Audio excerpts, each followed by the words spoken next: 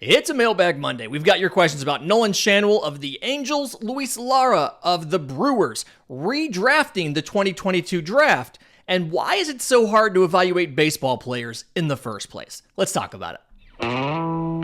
You are Locked On MLB Prospects, part of the Locked On Podcast Network, your team every day.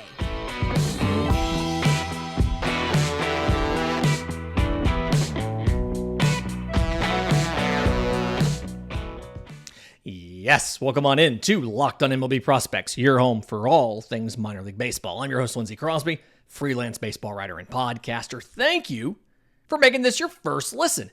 Every single day, we're proudly part of the Locked On Podcast Network, where it's your team every day. And these Monday shows are your shows. If you have questions for the mailbag or show ideas, I'm on Twitter at Crosby Baseball, shows on Twitter at Locked On Farm. Tons of ways to get them to us.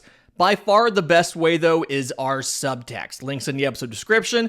Links in the show notes, direct chats with me. They always get priority on things like this. Definitely check it out. First question comes from Nelson, and he asks, is there a chance that the Angels promote first-round draft pick Nolan Schanuel to the bigs this year? And normally I would say there's no chance Nolan Schanuel pitches or plays in the big leagues this year. But it's the Angels. And the Angels have proven to be very aggressive with their top prospects when they think that they are ready. Zach Neto spent less than a year in the minor leagues before he was up in LA playing at shortstop and held his own at the major league level after coming out of a small program. And so that's why it's very unlikely to me, but I can't say it's not going to happen because they've just shown that they are incredibly aggressive, and they've been hurting at first base. They had to DFA Jared Walsh, who's been dealing with some issues and hasn't been able to reach that all-star performance from 2021. And so Nolan Schanuel fits that mold of Zach Neto, of another smaller school college guy who looks like he's ready for baseball, surprisingly. He's out of Florida Atlantic, was a number 11 overall pick this year. And the reason why it's 99.9% no is not only because that almost never happens, but even for Nolan Schanuel, even for the Angels, this is a small sample size. He has 12 total games in the minors. 12. He had three games in rookie ball, 12 at-bats. He had 2 games in A-ball in the California League, the Inland Empire. And then he has 7 games as of time of recording this on Sunday before the Trash Pandas play their AA game. So 7 games in AA. So the stat line is good. Don't get me wrong. The stat line is good in those 12 games, right? 381, 500, 476 slash line. 2 walks and a triple. No home runs yet. 10 walks to 5 strikeouts, and 2 for 2 on stolen bases. He started 10 times at first base and twice at DH. He was announced as an outfielder / first baseman at the draft. He has not played outfield for the Angels at all this year. He has played nothing but first base. Now, again, I could see a scenario where they're like, we got to find somebody to play first. Let's call him up. It feels very unlikely, again, simply because he's barely done anything. But when you look at him, he's a good defender at first base. He was probably the best first baseman available in the draft. So really good defender at first base. He has really good swing decisions, and he does really well. At least I don't have numbers from him in the minors because it's only 12 games, but in college, he did really well about making contact in the zone, as well as making contact in general, and especially against fastballs, right? So for college, 7% strikeout rate. Last year, or this year, technically, this season in college, he had an overall contact rate of 89%.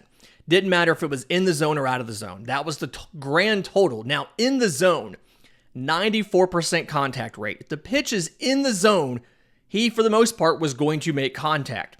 Fastballs, 97%. Caveat there is, I don't know what kind of velocity he saw on the regular at Florida Atlantic. Being a smaller school, it's the same question we had about Zach Neto coming out of Campbell.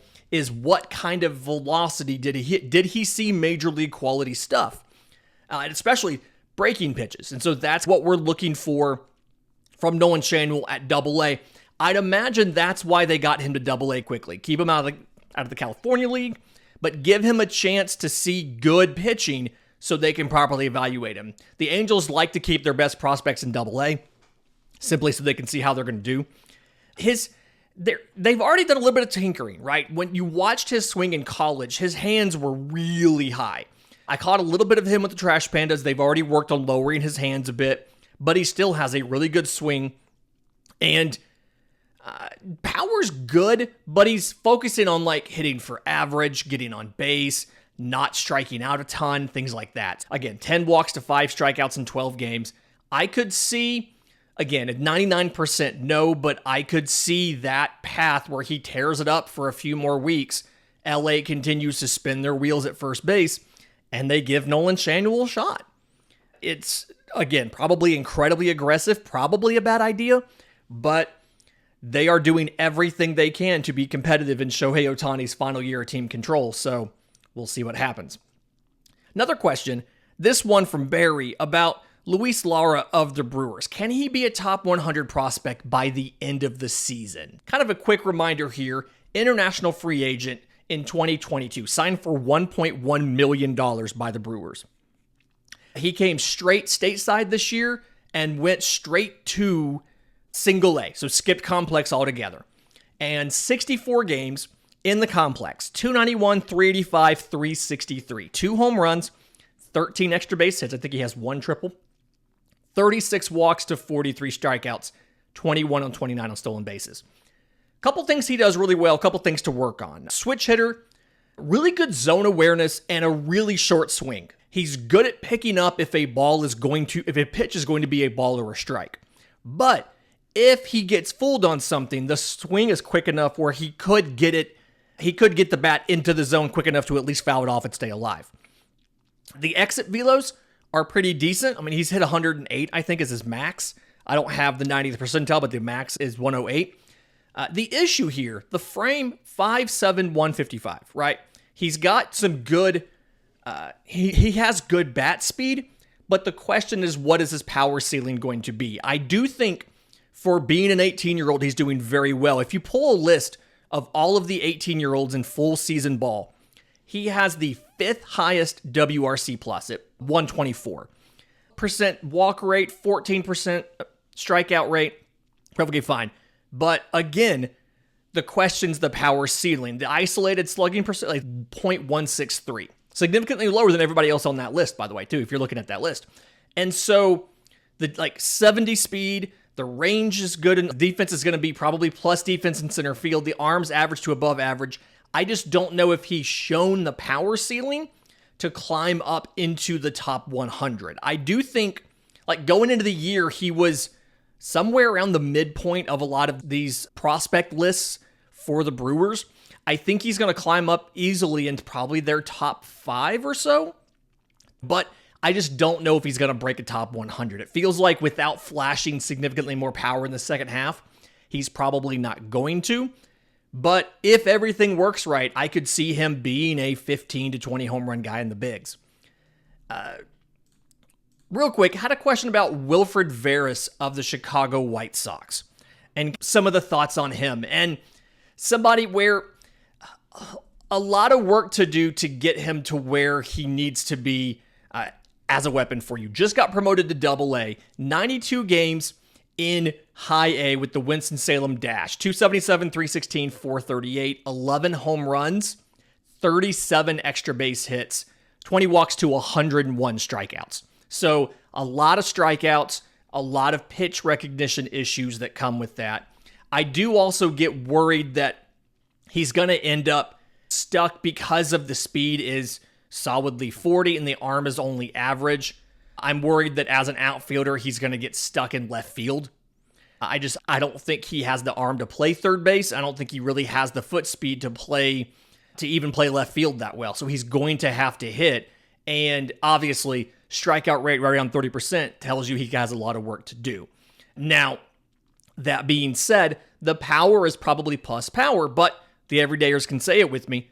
Your power tool is only as good as your hit tool. Going to Double A Birmingham, I wonder if this is going to end up being a repeat of Project Birmingham, or if this is just a standard year this year. They've given up on that idea. I'm going to try to find out more about that, and I'll give you more about that so as soon as I know. In just a minute, I had a request to redraft the 2022 MLB Draft based on performance. And a couple names you probably expected, and one you probably didn't. We'll do that next, right here on Locked on MLB Prospects. But first, today's episode is brought to you by our friends at Dave. Dave is the banking app that is leveling the financial playing field. When you download Dave, you could get up to $500 in 5 minutes or less. No credit check, no late fees. It's part of Dave's extra cash account. You can advance the money you need with no interest, and then you settle up later. You can even build credit when you settle up on time. Millions of people have downloaded the Dave app to make their finances easier. So download Dave today at dave.com/MLB. That's dave.com/MLB. You can get up to $500 in 5 minutes or less. No credit check, no late fees. Download the Dave app now or go to dave.com/MLB. For terms and conditions, go to dave.com/legal. Eligibility criteria and instant transfer fees apply. Banking services provided by Evolve, member FDIC. Okay, so we had a question from Jordan about if you were redoing the first round of the 2022 MLB Draft, who would be the picks? And obviously, we have a segment here, not a full show. Even a full show would be tough because we've got 20-something minutes to get 30 picks in. But I can at least give you a top 5. And I think number 1 is going to be the pick the Orioles made, Jackson Holliday. It's the only pick of these 5 that's actually going to stick around. Jackson Holliday would be my number 1 pick in that draft. Now, reminder, they took Jackson Holliday, overtaking Drew Jones like everybody expected them to. And in 83 games between A-ball, high A, and double A for Jackson Holliday, 341, 461, 534, 9 home runs, 36 extra base hits, 67 walks to 75 strikeouts, 20 of 28 on stolen bases. Taking Jackson Holliday was not necessarily just a saving money thing by the Baltimore Orioles. Legitimately thought that those two guys were pretty close to even on their board, the other guy being Drew Jones. And so because of that, they went with the guy with better positional versatility, who they had more belief in, and that was Jackson Holliday. So credit to the Orioles. Baltimore fans, I don't hate your team. I just hated your trade deadline because I thought you needed more than one starting pitcher at the deadline. Baltimore Orioles fans are up in arms about last week's trade deadline recap and grades, where we said that Baltimore dropped the ball because they only got one starting pitcher, and that one starting pitcher was Jack Flaherty. He's going to be fine. He had a good outing his first outing. I just thought Baltimore needed more than one pitcher, and they had tons of prospects. And everybody's argument was, we're ahead of the timeline. We're going to be doing this for a lot of years. And guys, you never know what's going to happen. You never know what's going to happen with luck. I would have sacrificed another prospect or two. And if you listened to the show, which none of them did, I said, don't trade Jackson Holliday, but you've got 8 top 100 prospects in AAA Norfolk that don't have room to play at the major league level. You could have afforded to take another one of those guys, or even 2 of those guys, to go get another pitcher versus just getting Jack Flaherty. But it's fine. Jackson Holliday was a good pick. The front office has done a very good job of drafting and scouting these prep and college players. Good job by you. Very good job there. Baltimore fans, I don't hate your team, I promise. The number 2 pick, and again, we're ignoring money here. We're ignoring team. It's just we're going off of performance. The number 2 pick for me, and a lot of other draft and prospect people would have also said this, is Zach Neto, right? It's something where Zach Neto is, nobody's a sure thing in the draft, right? Everybody, and we're going to get to that in the third segment, why it's so hard to evaluate baseball players. But Zach Neto has done it now at the MLB level. He's holding his own at the MLB level less than a year after getting drafted. And having talked to folks around the prospect apparatus, there are people who have had this exact same conversation we're having right now, and they have said they would take Zach Neto number 1 over Jackson Holliday simply because he's doing it at the major league level. 67 games for Zach Neto, and he's been playing through like minor injuries and stuff. 241, 315, 411, 8 home runs, 22 extra base hits, 12 walks to 54 strikeouts, 5 of 5 on stolen bases. He doesn't look overmatched defensively. He doesn't look overmatched offensively. He looks like an MLB player, and he looked like an MLB player less than a year after getting drafted. If you were going to go back to the 2022 MLB Draft, knowing everything you knew right now, Zach Neto would either be the number 1 or number 2 overall pick, simply because so much of the calculus is, does this translate to the major leagues? And with Zach Neto, we know that at the very least, you would get, for a shortstop, perfectly average to slightly above average performing shortstop. You would take that in the top couple picks every single time if you had the information and knew he was going to work out. Number 3, I've got Cade Horton of the Cubs. We talked about him getting tons of helium in Omaha. Started the year off playing third base because he was still recovering from Tommy John, but 16 games this year for Cade Horton between A-ball, high A, and double A. 3-3 with a 3.03 ERA in 65 and a third innings pitched. 92 strikeouts, so 12.7 per 9 for Cade Horton. 16 walks, 2.2 per 9.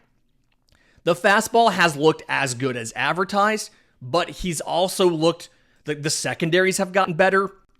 The locations are better. The placement is better. There is zero reason to not think that Cade Horton would have been a top 3 prospect had you known exactly what he could do and what he would be able to do going back and looking at it now.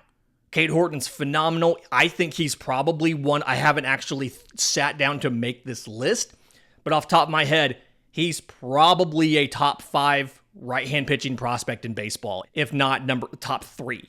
That's how good Cade Horton is right now. If you're going back and redoing that draft, you're taking him at 3.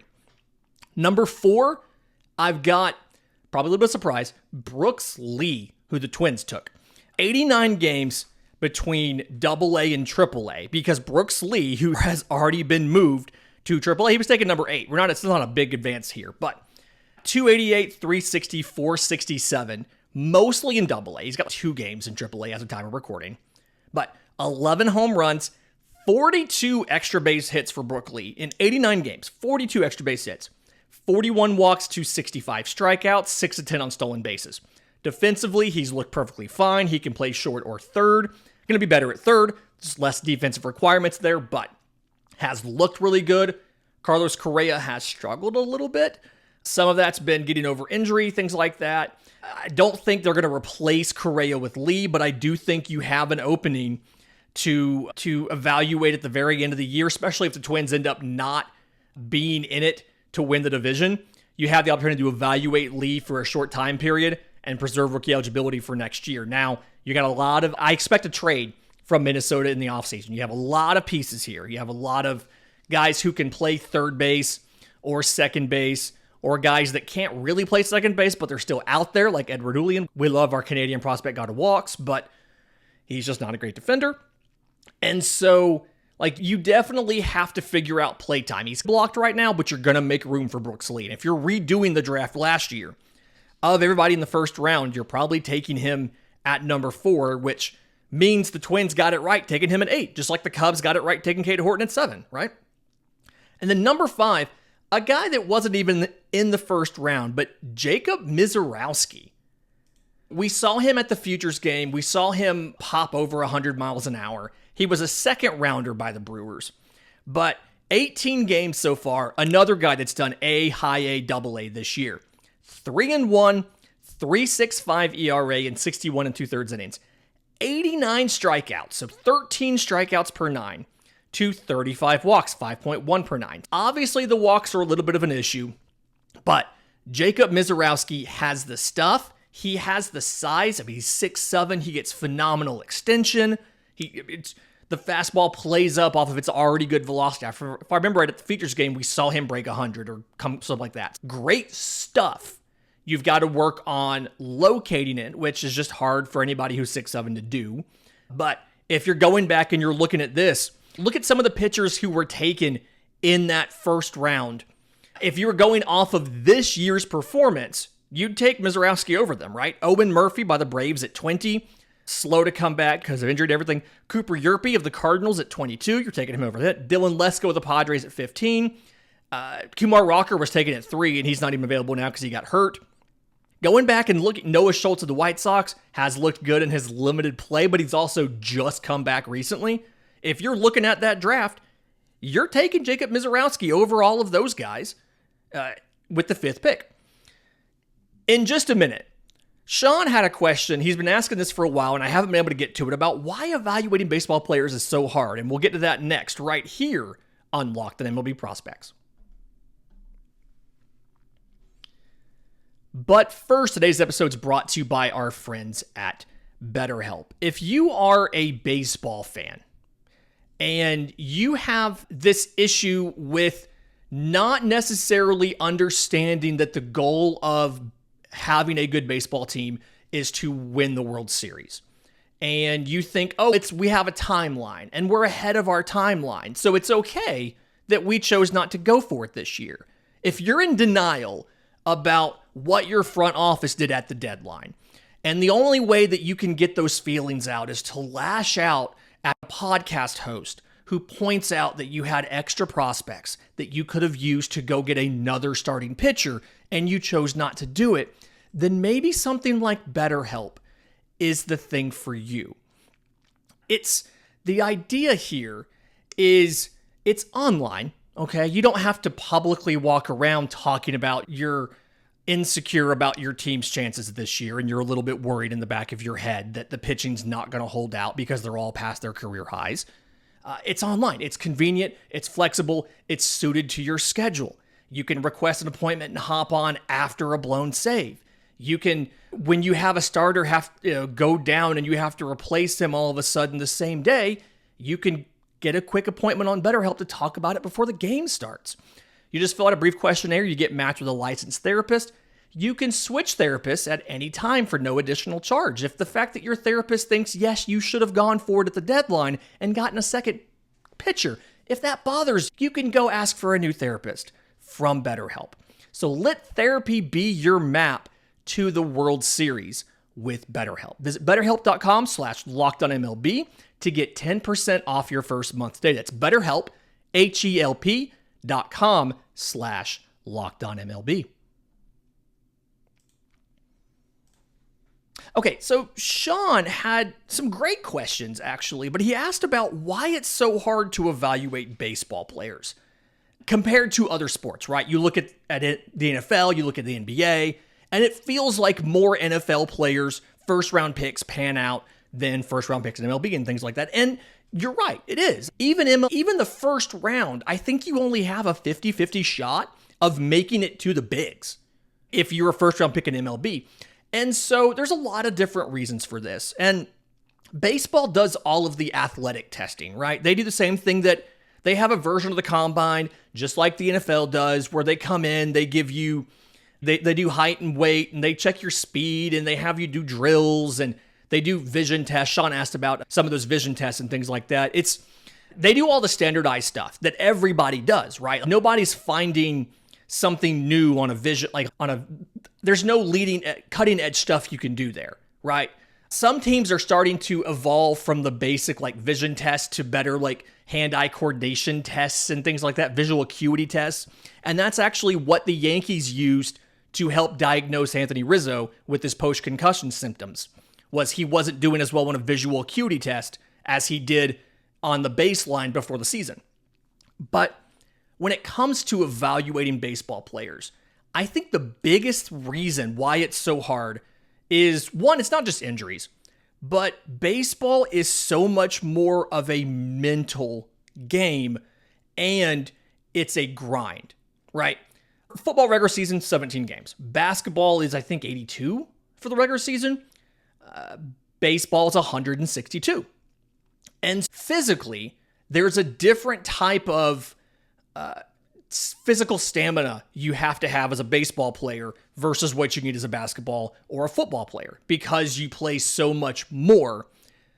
But then also mentally, the game is so much tougher versus football and basketball. And I'm not saying those sports are not tough.